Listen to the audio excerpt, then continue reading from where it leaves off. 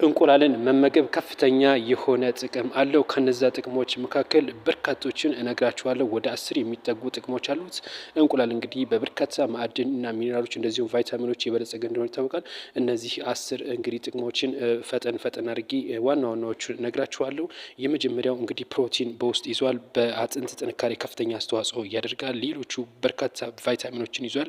እነዚህ ቫይታሚኖች ቫይታሚን ኤ፣ ቫይታሚን ዲ እንደዚሁም ደግሞ ቫይታሚን ቢ12ን ይዟል።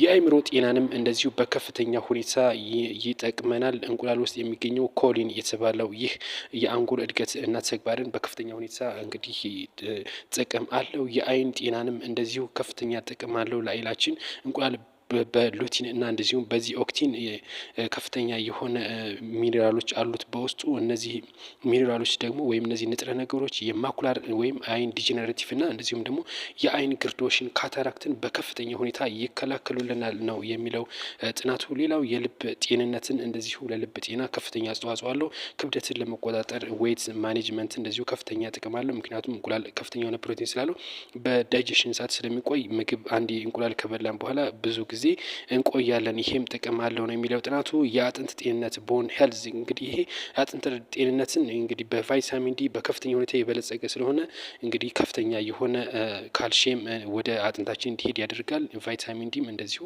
ለአጥንት ጥንካሬ ከፍተኛ አስተዋጽኦ ስለሚያደርግ ነው እንግዲህ ለአጥንት ከፍተኛ የሆነ ቫይታሚን ዲ ምንጭ ስለሆነ እንቁላል ማለት ነው። ሌላው የቆዳና ጸጉር ስኪን ሄልዝ ከፍተኛ ጥቅም አለው። ለቆዳችን ለጸጉራችን እንቁላል ውስጥ የሚገኙ ቫይታሚኖችና እንደዚሁ ማዕድናት ጤናማ የቆዳ እንደዚሁም ደግሞ ጸጉር እንዲኖረን ያደርጋሉ። እነዚህ ወደ 10 የሚጠጉ የእንቁላል ጥቅሞች እንግዲህ እንቁላልን አዘወትረን ብንመገብ እነዚህን ጥቅሞች እናገኛለን። እንግዲህ ከዚህ ጋር ተያይዞ ሌላም እንደዚህ ያሉ መረጃዎች እንዲደርሳችሁ ላይክ ፎሎ አድርጉ። መልካም ቆይታ